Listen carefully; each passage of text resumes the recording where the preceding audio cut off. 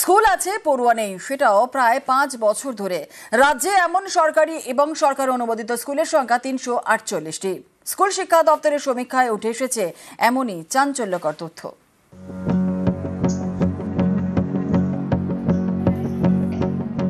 কোনোটা সরকারি স্কুল, কোনোটা সরকার অনুমোদিত। শিক্ষক আছেন কিন্তু পড়ুয়া নেই, তাই স্কুলের গেটে তালা। কিন্তু সংখ্যাটা ঠিক কত তা জানতে সম্প্রতি সমীক্ষা করে স্কুল শিক্ষা দপ্তর। সেই সমীক্ষায় উঠে এসেছে রাজ্যের 23টি জেলার 348টি স্কুলে নেই কোনো পড়ুয়া।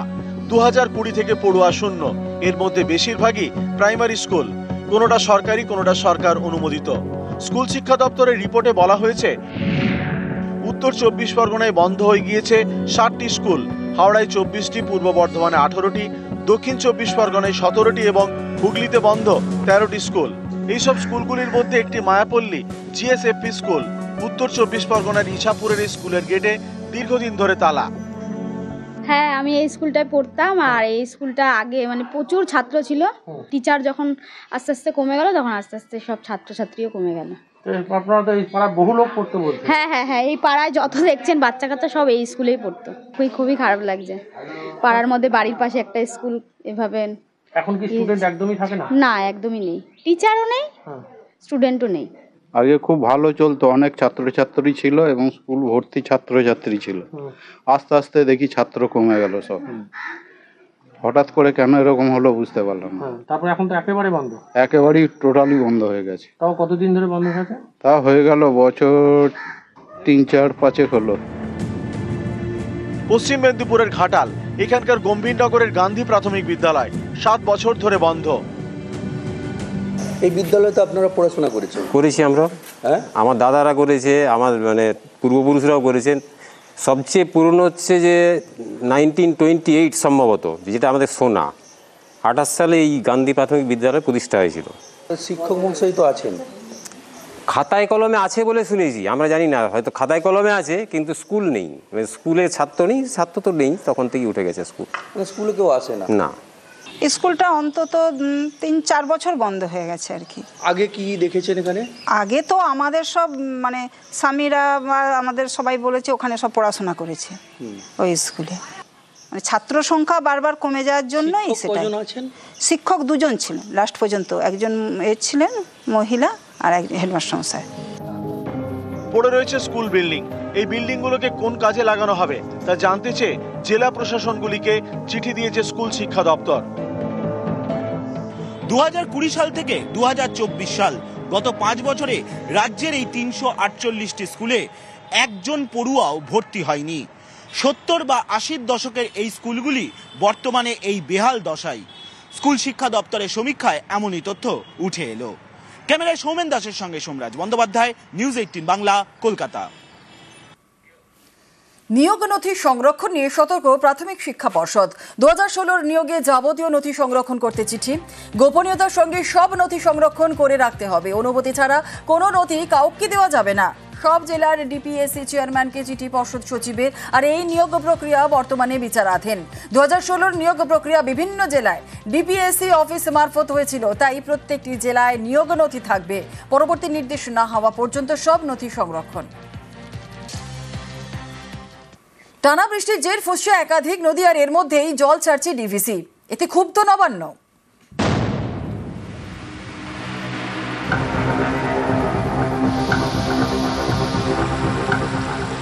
গত কয়েকদিন ধরে টানা বৃষ্টি।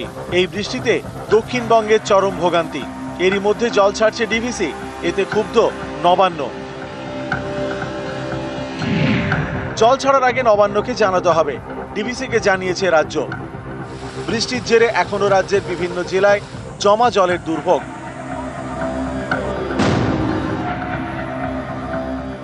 পশ্চিম মেদিনীপুরের ঘাটাল, পুরো এলাকার বিভিন্ন ওয়ার্ডের রাস্তায় জল, চাষের জমিতেও জমা জল।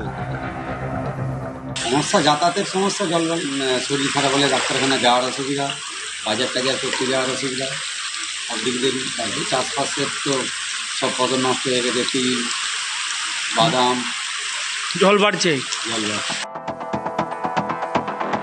ঘাটালের দেওয়ানচকও জলমগ্ন। শনিবার তলিয়ে গিয়ে প্রাণ যায় এক শিশুর।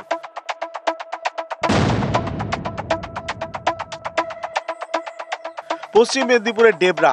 গত কয়েকদিন এখানে ফুঁসছিল কাঁসাই। শনিবার থেকে কাঁসাই নদীর জল কমতে শুরু করেছে।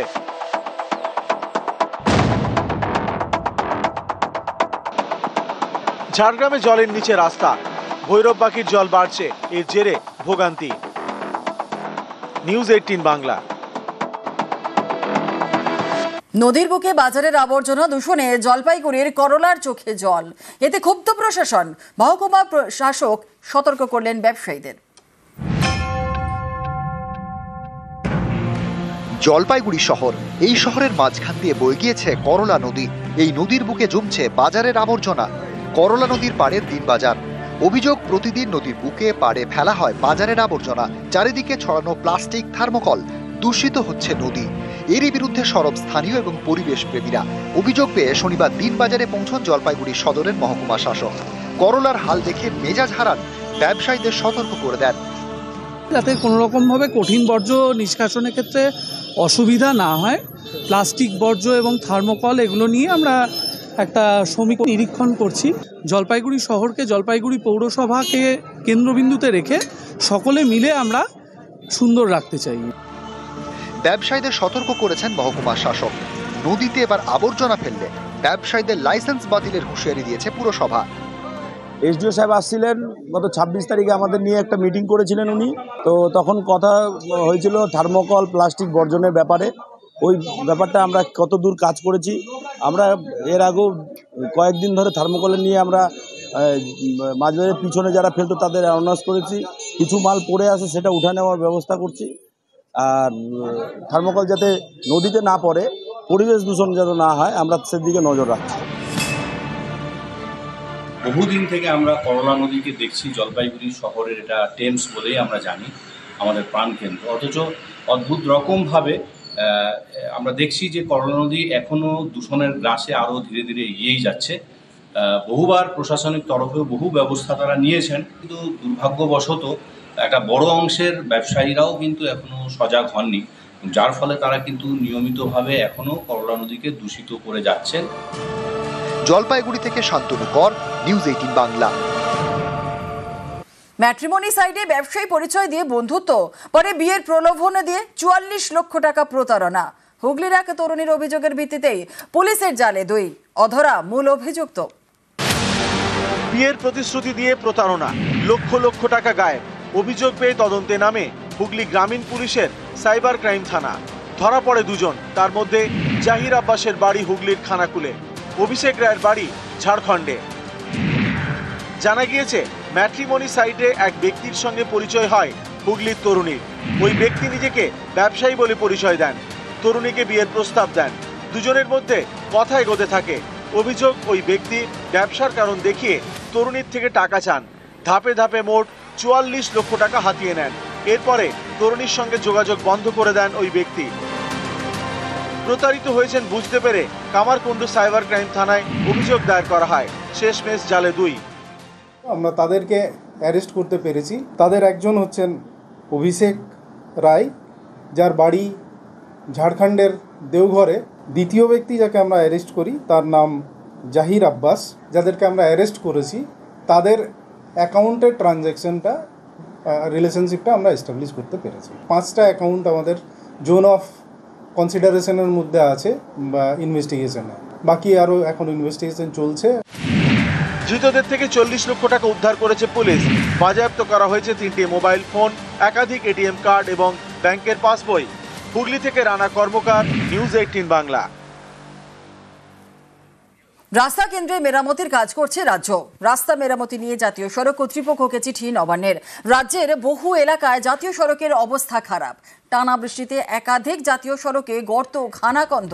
জাতীয় সড়ক কর্তৃপক্ষের তরফে কোনো সাড়া না পাওয়ায় রাজ্যে নিজের টাকাতেই রাস্তা মেরামতি শুরু।